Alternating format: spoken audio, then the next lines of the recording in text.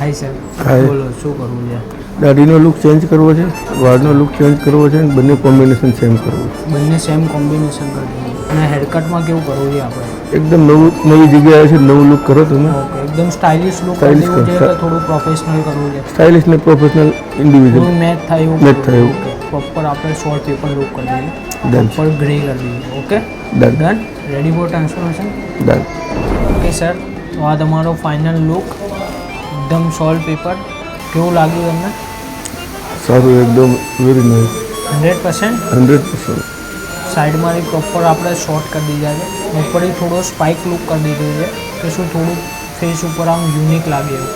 Okay, done. પાછળથી very good. Done. પાક્કું એકદમ ચકાચક.